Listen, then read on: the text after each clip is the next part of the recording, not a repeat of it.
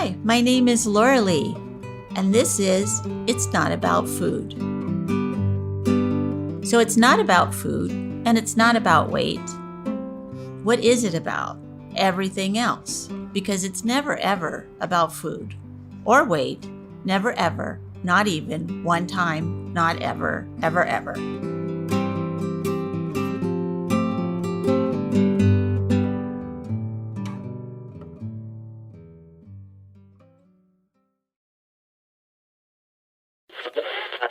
Storygram Network.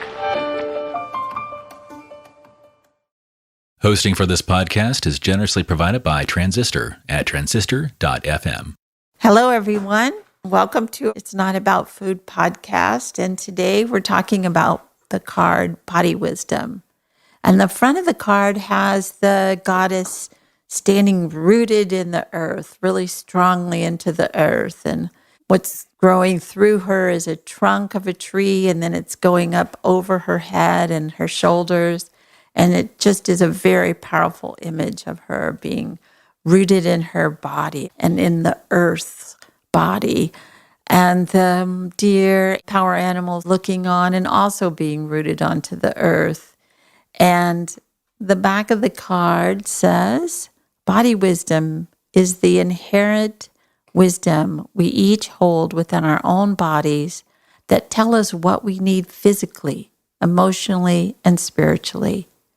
When we listen to the wisdom of our bodies, we intuitively know how to feed ourselves, satisfy our needs, and accept our natural bodies. And the only thing I would add to that, whatever they look like, whatever color they come, whatever size they come, whatever shape or height or width, whatever way, however way they come, we can accept them, we can trust them, and we can satisfy our needs about that. So I am so pleased to have a part 2 today with Chevese, and I'm going to have her introduce herself and tell us what's been going on with her, and then we'll talk about body wisdom, which is one of my most favorite things to talk about because I feel like we don't ever talk about that. We don't ever talk about that. Yeah, people will say, I don't know what to eat. I feel like I don't have any idea what to eat. And it's like, but your body does. Listen to that. Anyway, so hello, Chevese. Will you introduce yourself? Thank you. I'm so happy to be here again. My name is Chavez Turner, and I was the founder of the Binge Eating Disorder Association, and I have a long history, most of my life, in fact, of eating disorders, primarily binge eating disorder, but also atypical anorexia. And I previously also worked for the National Eating Disorders Association, and now am embarking on a new project, which I can just say a little bit about. It has to do with weight discrimination and really creating a movement around body trust, exactly what we're talking about today. And I talk about it as body liberation. And body trust and body liberation are two words that really were taught, I guess taught is the word, by Hilary Canavy and Dana Stuyvesant and the Body Trust Organization in Oregon. And I have a close relationship with them and have just learned so much from them, even past my own recovery. And so I really believe that that's the future, body liberation and really trusting our bodies. So I'm excited about that, and I look forward to all of those who I know will join in this path to something different for all of us. Yeah, I agree with you. And I feel like as long as I've been working with this issue with my own self that I started with and then branched out to helping others with it, that I don't really know if I had an eating disorder. I think I had more of a body hatred disorder, which then fed into an eating disorder, pardon the pun, or disordered eating, because I kept trying to lose that natural body that I had in order to get another kind of body that I would approve of and that maybe other people will approve of. So the disorder was really in the thinking, not really in the doing, if you will. And to me, it's turning the whole thing on its head. What if we are not worrying about what people are eating, but we're worrying about whether they hate their bodies or not, or they hate themselves or not? What if we just don't even worry about the food at all? Obviously, the name of the podcast is not about food because it is not about food. It's about everything else underneath that. So when you talk about this issue, so what would you tell young women that are sort of starting in on their lives right now and they're going to be hit with all these things as soon as they start to develop hips and thighs and breasts and stuff like that? What would you start saying to them if we are going to change the narrative a little bit? Yeah. Well, I always think of what I would tell young Chavese because Exactly. I started using what we think of as eating disorder behaviors as young as 5. And my mother was using those behaviors. It was what was modeled for me in my family by pretty much everyone. And there was a constant conversation about the fear of fat. So I do try to honor that there probably was not a whole lot that I could have done at that young age to really help myself be, and I think for most children, they're so surrounded by this. And so we have to kind of give ourselves the grace to understand that there was nothing that we did wrong and nothing that we could have done to really get out of it. But as we grew older, what I would tell her, what I have told my own children, who I have boys, but I truly believe that while it's somewhat different, it's very much the same. Exactly. And, we also know that there are so many folks who are non-binary, and we know that gender is not something that necessarily is specific to these issues. So what I would say is use your questioning ability, that those thoughts you're having, that which I'm convinced all of us had when we were younger, and as we continued to grow, that this just doesn't feel right. What I'm being told doesn't feel right. And why is it okay for people to tell me my body's not right?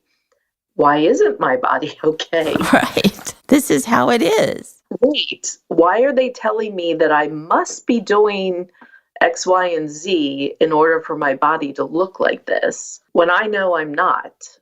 So using those critical thinking skills that you're learning in school around all kinds of subjects, and use them around this as well. It's really, really important to trust those little tiny questions that are in there that you kind of push away because you're like, oh, no, well, that's not reality. This is reality. What I'm hearing all the time about healthy bodies and getting to a healthy weight, that is what's reality. And I just believe that we as humans are actually evolved to really listen to ourselves. And I don't doubt that there are things that go wrong with the human body in terms of disease, and there may be things with eating disorders that are, some brain issues. I don't know. I'm not a scientist. I do trust science, but I also know that we do get so much information about ourselves, and we're taught from a very young age to dismiss it and to listen to the outside world. And I think that has made us very ill in many things, not just eating disorders. If we take the current environment and we see that there's so much misinformation being shared, and it's so blatant right now, who's to say that some of the information that we've taken in about our bodies in the past has been misinformation? Yes, And exactly. not because anyone is trying to harm us intentionally, but humans think in different ways and come up with solutions to problems, and they're not always the best solution. So that's a long-winded way of saying I would tell myself as a child, as an adult, as a teenager, and to anyone else that learning to trust yourself again, that is the work. Yes, that is the work. To trust yourself. When we're little tiny babies, we completely trust ourselves. We're obviously depending on other people to feed us and to change us and to carry us around because we're little.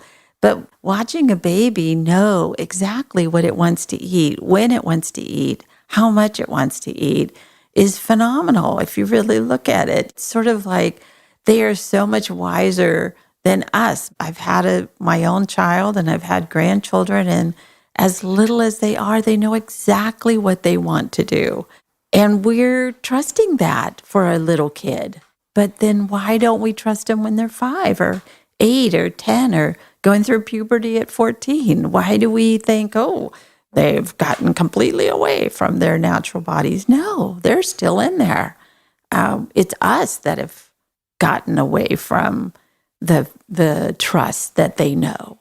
And I do think that oftentimes the pushback here when we're talking about this is, well, food, which we know it's not about the food, but Right. we all need food to survive. Right. Food is manufactured, and it's manufactured to humans' desire for pleasure. Yeah. And I don't doubt that. My husband's actually a food scientist. He no longer works in that field, but I know that there are ways that food is prepared in order to increase the draw to it. But I think that in my own experience and in many others who have really taken on this approach of relearning trust in themselves, you actually begin to notice when that is happening. So there was a time in my life where Oreo cookies were, and Oreos are always the thing that are held up as the food addictive. In food addiction science, I could never pass an Oreo by. And now when I eat an Oreo, I get a headache. And there are a lot of other foods that do that to me. And I think that was happening before.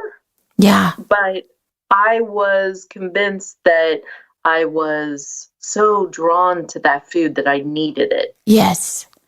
I could not hear what my body was telling me, that my body actually didn't like it. My head hurt. So even with that finely tuned piece of food and whatever it does in my brain, I was able to feel that it didn't make me feel good. Right. And that was a piece of really important information for me. Right. So what we're getting into is that, again, the body knows whether we in our head will allow that to happen or to get that information in is a whole other thing. That's one of the exciting things about remembering or relearning intuitive eating is that all food is the same. It's just food. Oreos, a piece of lettuce, and a cupcake, all the same. It's just a matter of whether your body likes them or not, or whether that's going to really feed the hunger that you're having right now. So I found that for me, when I had my disordered eating, if you will, I would just binge on ice cream all the time. I just thought I loved ice cream so much. But when I made it legal, I could have ice cream anytime, any place, anywhere. It didn't matter. I could have it. I learned that, I kind of don't like ice cream. It's cold. It makes my throat kind of hurt a little bit. I don't know. When I really got that I could have it, I found that I was not really a sweet, cold person. I was more like a salty, warm person. It's sort of, give me a French fry and I'll be happy with that. But I had to go through this, not this, not this. How about this? No. How about this? Yes. And it changed. As I've gotten older, my tastes have changed. My body desire for food has changed. It's like I used to could eat this, and now my body's just saying, yeah, no, not at this age. We're not having that. Yes. you know, not this late in the day, Yes. Whatever. If I put weight in there, it ruins everything because it completely goes to the head and not the heart, not the tummy. So I love that we're talking about this because I think this is such a huge thing. And we have to then let go of the idea that we have to be any one size or not in order to eat intuitively.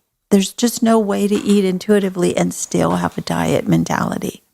Yes, it's so true. And what I found after a lifetime of weight cycling, being caught up in diet mentality, using eating disorder behaviors to try to solve what I thought was a problem with my body size, losing lots of weight multiple times. And then when I look back now and I was eating intuitively again because I was starving. So I would start eating again and I just couldn't get enough because I starved myself for so long. Exactly. And then I would cycle back to the weight I was originally. And I would usually go past that because the body wants to hold on to that weight and it wants to protect us from famines. It can't decipher whether losing weight is famine or a diet. Right. Because it's So it's crazy. really so smart once again and says, I'm going to give you a little extra weight so that if this happens again, it'll take a little bit longer for you to get down to this dangerous weight. And so once again, it's the body being so incredibly smart and really helping us. And our whole culture is set up to fight that.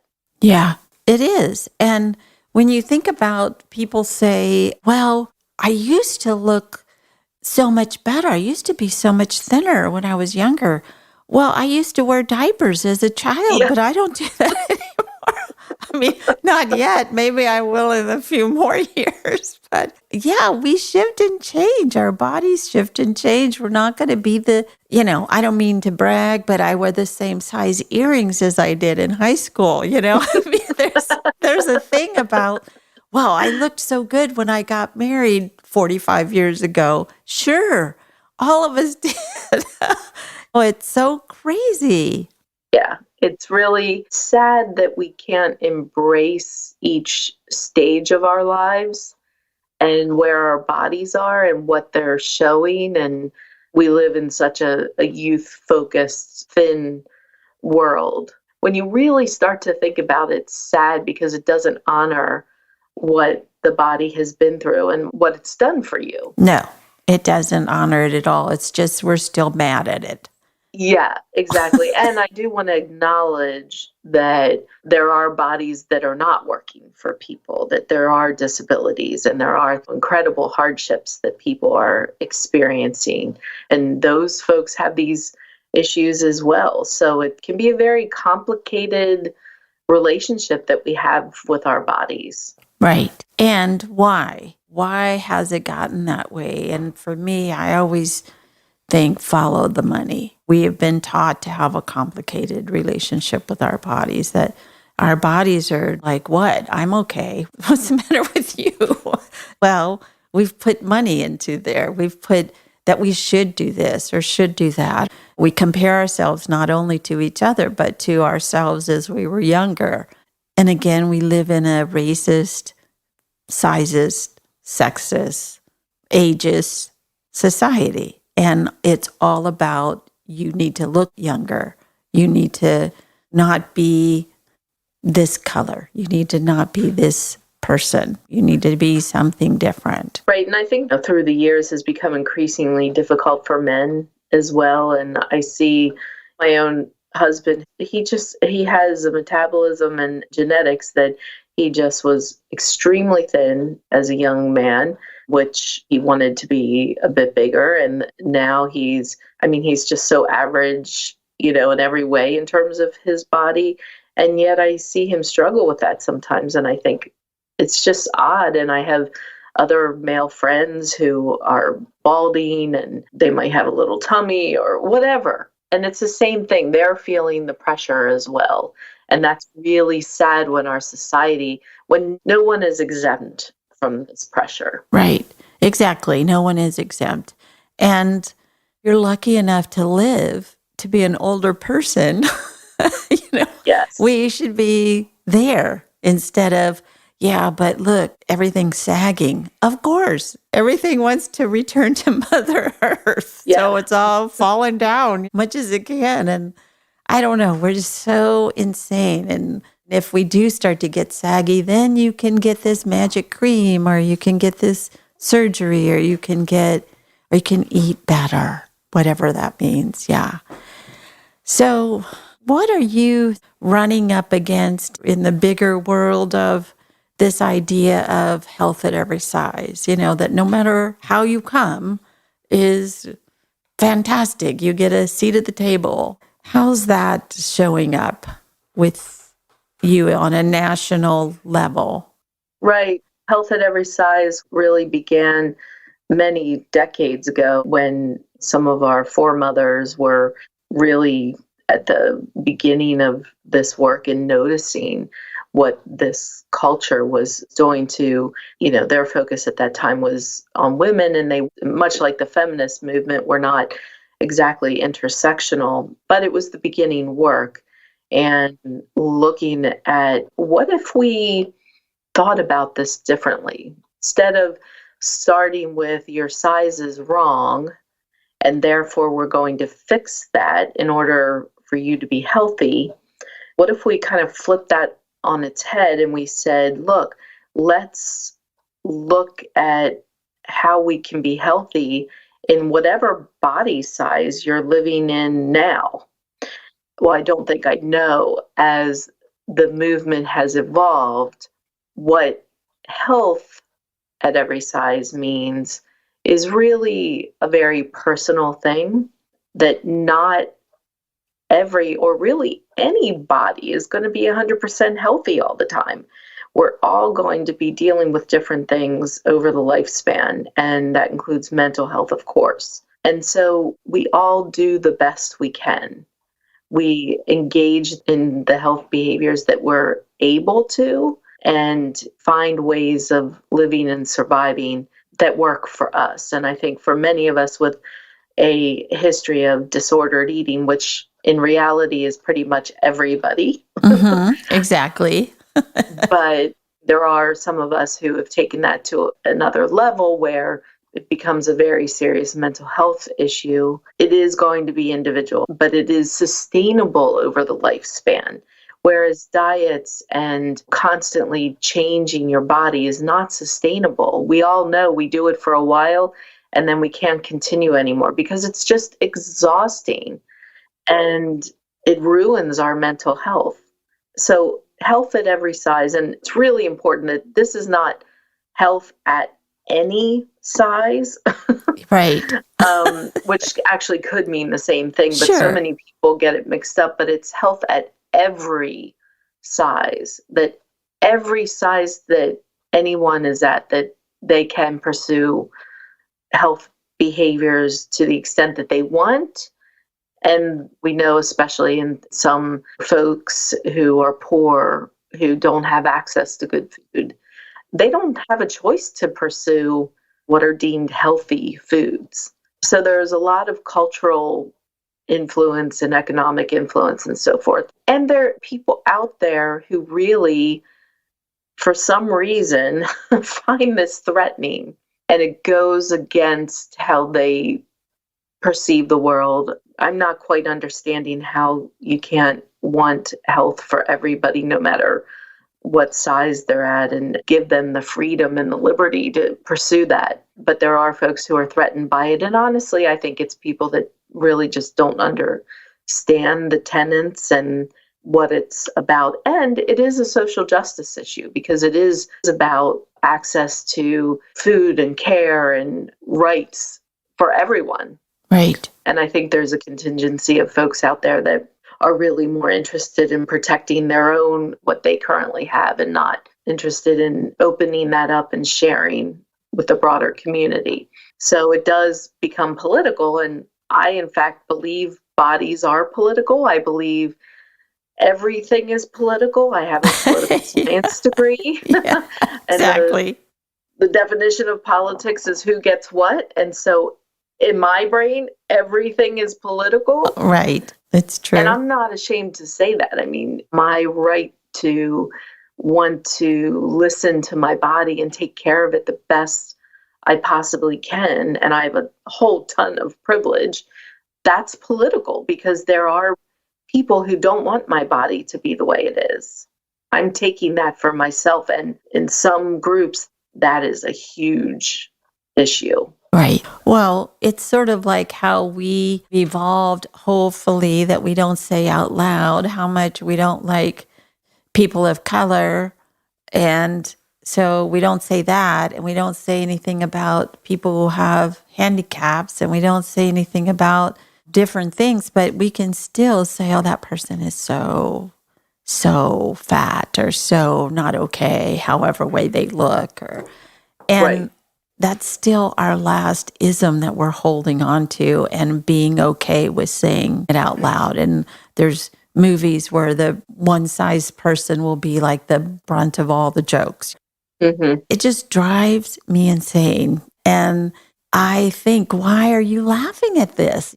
Let's talk about this rather than make it a joke. Let's talk about why this is not okay for you to still be saying this like this, Anyway.